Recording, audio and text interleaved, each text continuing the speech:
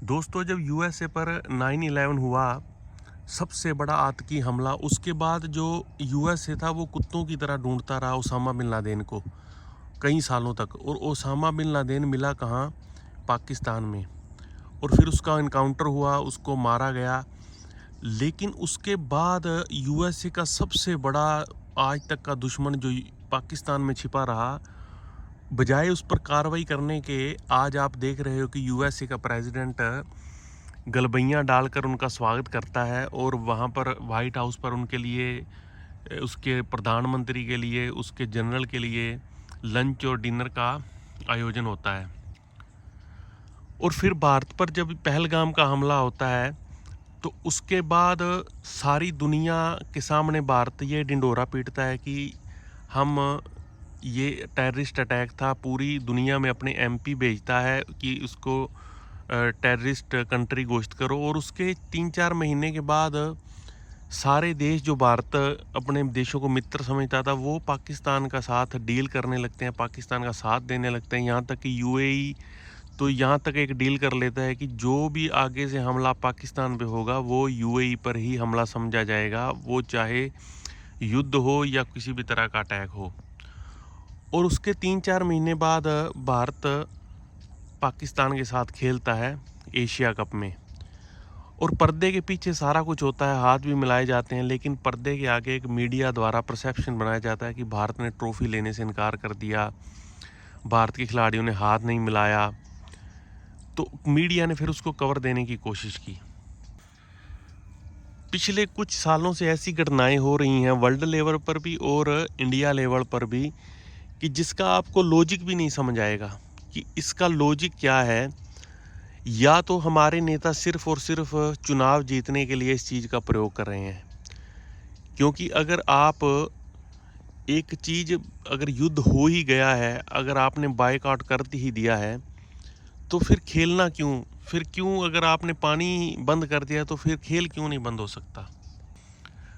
कुछ घटनाएं मैं आपको याद करवाता हूं, जिसका अगर किसी को लॉजिक समझ आए तो प्लीज़ ज़रूर बताना। कि सबसे पहले नोटबंदी की गई और उसके बाद 2000 का नोट आया, वो अपना ही नोट फिर बंद कर दिया गया। ना कोई भ्रष्टाचार रुका, ना ही काला धन वापस आया।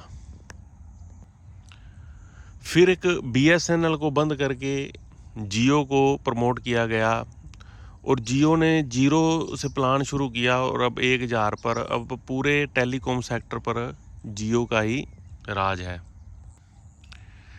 और जिस पत्रकार ने जब भारत और पाकिस्तान के ऊपर एक एयर स्ट्राइक किया था, उस जानकारी को लीक किया, उस पर कोई कार्रवाई नहीं।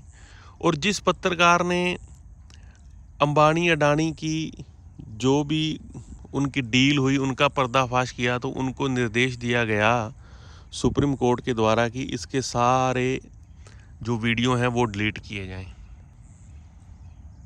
किसान आंदोलन हुआ तो उसमें पूरा नॉर्थ इंडिया कोलैप्स कर गया। पहले सिर्फ एक बयान दिया गया कि 3 कानून लागू होंगे। 1.5 साल तक अरबों खरबों रुपया का नाश हुआ, अरबों लीटर तेल फूका गया, पूरी नॉर्थ इंडिया का बिजनेस ठप होने की कगार पर आया। और फिर एकदम से भाषण दे दिया गया कि तीनों कानून वापस। इतना बड़ा जो खर्चा, इतना बड़ा लोगों की जो परेशानी हुई, इसकी किसी ने भी जिम्मेदारी नहीं ली। फिर जितने भी नेता थे विपक्ष के, जिन पर भ्रष्टाचार के भयंकर आरोप थे और लगाए भी खुद बीजेपी वालों ने थे, उसमें चाहे हरियाणा का नवीन जिंदल हो, जिसके लिए प्रधानमंत्री ने कहा था कि कोयला कोई तिजोरी में नहीं रखता, फिर उसको अपनी पार्टी में ले लिया गया। हिमंता बिस्वा शर्मा भ्रष्टाचारी, उसको अपनी पार्टी में ले लिया गया। अजीत पवार को 70,000 करोड़ का भ्रष्टाचार करने वाले को फाइनेंस मिनिस्टर बना दिया गया। उसके बाद जो उसमें था शुभेंदु अधिकारी, उसको बीजेपी में ले लिया गया। सिंधिया को बीजेपी में ले लिया गया। मतलब कि जिस जिस पर भ्रष्टाचार का आरोप लगा उसको ही अपनी पार्टी में ले लिया गया। तो ये हमारे देश का में जो लॉजिक है, ये लॉजिक कुछ सालों से समझ नहीं आ रहा कि जो भी होता पुराने टाइम में रहा है, लेकिन अगर हमने एक पार्टी को बदल ही दिया जिसने भ्रष्टाचार किए थे, और उसके बाद अगर एक पार्टी को लेके ही आ गए, अगर वो भी वे सेम तर्ज पे चल रही है, तो इसका जो लॉजिक है वो समझ से बिल्कुल परे है।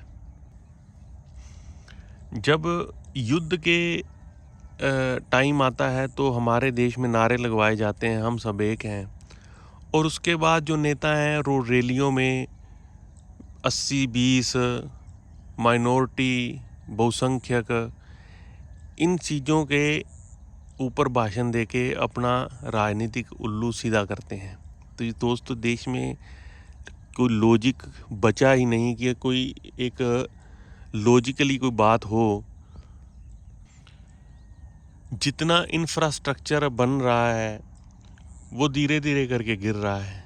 कितने पुल गिर गए हैं, कितनी सड़कें बैठ गई हैं। तो हमारा देश किस तरफ बदल रहा है दोस्तों। यहाँ तो ऐसे लग रहा है कि जिसको जितना खाने का मौका मिल रहा है वो एक पर्दे के पीछे उतना ही ज़्यादा खा रहा है।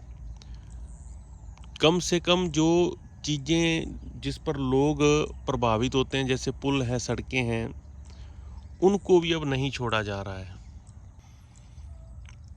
एक तरफ धार्मिक बाबाओं को प्रमोट किया जा रहा है, तो दूसरी तरफ इंस्टाग्राम पे लोग पता नहीं क्या क्या आप देख ही रहे हैं। कितने कितने ऐसे लोगों के फॉलोअर हैं जो पूरी तरह से अश्लीलता फैलाते हैं।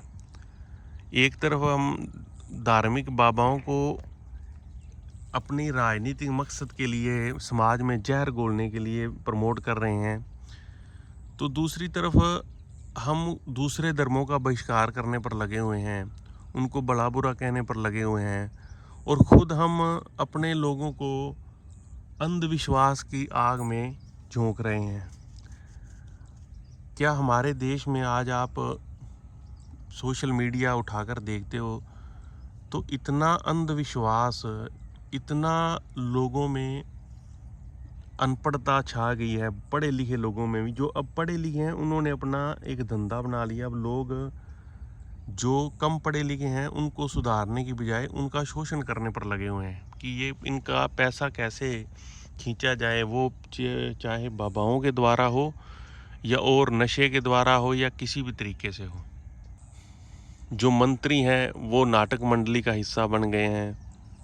अभी थोड़े दिन पहले करनाल में केंद्रीय मंत्री जो मनोहर लाल खट्टर हैं, जो पहले सीएम थे, वो सफाई करने के लिए आए, तो रात को पहले पुलिस द्वारा, सफाई कर्मचारियों द्वारा पूरे सड़क पर कूड़ा बिखराया जाता है, और उसके बाद सुबह फिर खट्टर उसको आगे साफ करते हैं। तो ये अब कैमरा एक्शन यही सब हो रहा है, दिखावा ज़्यादा, काम कम। और अगर हो रहा है तो अगर कुछ गलत काम होता है, बड़ा भी गलत काम होता है, तो उसको कवर करने के लिए मीडिया को आगे कर दिया जाता है। ऐसे ऐसे बीजेपी के जो प्रवक्ता आ रहे हैं, जो खुद मतलब कि अभी एक गौरव भाटिया करके हैं, वो बिना पजामे के ही लाइव नेशनल टीवी पे आ गए। तो दोस्तों, हमारा देश जा किस तरफ रहा है। हमारा देश आंतरिक रूप से कमज़ोर हो रहा है। उसमें हर दिशा की हर उसमें इंफ्रास्ट्रक्चर में कमज़ोर हो रहा है, भाईचारे में कमज़ोर हो रहा है, विदेश नीति में कमज़ोर हो रहा है। सेना के जैसे अग्निवीर योजना, ऐसी योजनाओं से सेना के रूप में कमज़ोर हो रहा है। पढ़े लिखे युवा जो हैं आज इंटरनेट को ही अपना गुरु मान रहे हैं। उसमें भी आपने देखना, अभी जो 2016 से पहले के पढ़े हुए थे वो ही आगे आ रहे हैं। उसके बाद जो नई पीढ़ी है उसको ज़्यादा ज्ञान नहीं है, उसको सिर्फ़ और सिर्फ इंटरनेट का ही ज्ञान है। जो वास्तविकता है जीवन की, उससे अभी वो कोसों दूर है, और शायद वो आगे सीखने की कोशिश भी ना करें। मेडिकली हमारा देश कितना पीछे जा रहा है। मेडिकल का मतलब ये नहीं कि इंफ्रास्ट्रक्चर खड़ा किया जाए, हॉस्पिटल बढ़ाए जाएं। मेडिकल का ये मतलब है कि हमारा देश फिट कितना है। हमारे देश में अगर आज से 20 साल पहले जिस जगह पर 5 हॉस्पिटल थे वहाँ पर अब 100 हॉस्पिटल हैं, और उस 5 हॉस्पिटलों में भी लोग बिल्कुल कम आते थे और आज वहाँ पर भरे पड़े हैं। और हमारा एक ऐसा वाहिद देश है जहाँ का पर्यावरण, जहाँ की खेती ऐसी थी कि अगर यहाँ पर अच्छे ढंग से एक नीति के साथ काम किया जाए तो यहाँ के लोग कभी बीमार नहीं पड़ सकते। जैसा यहाँ का मौसम है, जैसी यहाँ की फसलें हैं, जैसा लोगों का खान पान है, संस्कृति है, लेकिन अब ये सारी चीज़ों को डिमोलिश किया जा रहा है, ख़त्म किया जा रहा है। आप खुद सोचना, एक एक पहलू पर देश कभी भी इंडिविजुअली नहीं बन सकता दोस्तों। देश सबसे मिलकर बनता है। अगर हमारा समाज शक्तिशाली है, अगर हमारा समाज की सोच तंदुरुस्त है, तो ही आप आगे बढ़ सकते हैं। अगर आप ये कहें कि मेरी सोच ठीक है और समाज की सोच को मैं और पीछे ले जाता हूँ और इसको जो अंधविश्वास में, इसको और अनपढ़ता में ले जाता हूँ, तो आप भी एक दिन उसकी ही जद में आएंगे। आपके भी आगे आने वाले जो पीढ़ियाँ हैं उसके ही लपेटे में आएंगे। तो दोस्तों, हमें खुद बदलना है। आप इसके बारे में क्या सोचते हैं, एक बार कमेंट करके ज़रूर बताना। नमस्कार दोस्तों।